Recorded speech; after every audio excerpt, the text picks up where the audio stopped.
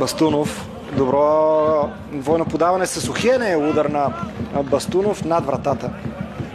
Беро обаче продължава. Възможност, удар, отново спасяване.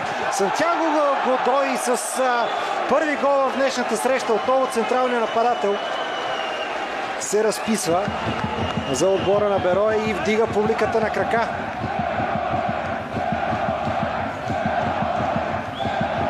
В първия случай, в който Джани Политино получи възможност да атакува по фланга, той напредна много добре, пусна много опасна топка към наказателното поле. Вини Триболе се размина. Стефан Гаврилов овладя, когато Хевър атакува. Още една атака на домакините. Подаването е за Годой. Възможност за него да отбележи за втори път. Отлична намеса на Матвей Игонен. Джани Политино бе човек, който се откъсна.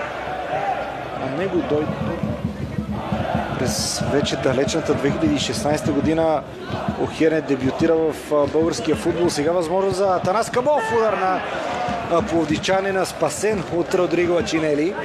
Ядосва се и Георги Николов. Дублиран от Атанас Кабов. Марин реши да центрира. Удар с глава на сантиметри. Това обаче грешка на Тисовски.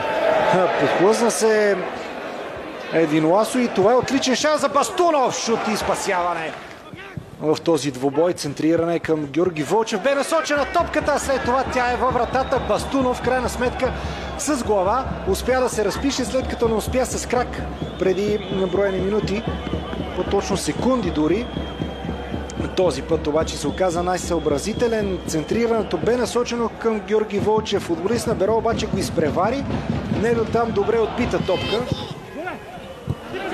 Шанс сега за домакините. Топката е във вратата.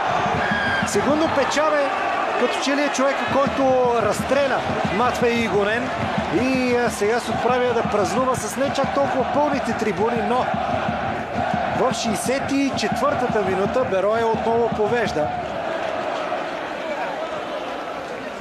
Старозагорци отново пратиха Любослав Пенев да разсъжда. Много добра игра на крилото. Последва и центриране. Георги Николов с глава над вратата. До момента това определено не е двубоя на Тисовски. Той загуби топката от Стефан Гаврилов.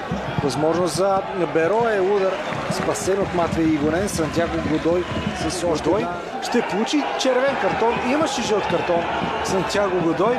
Дали чак толкова добри неща. Ще пропусне следващата среща, както вече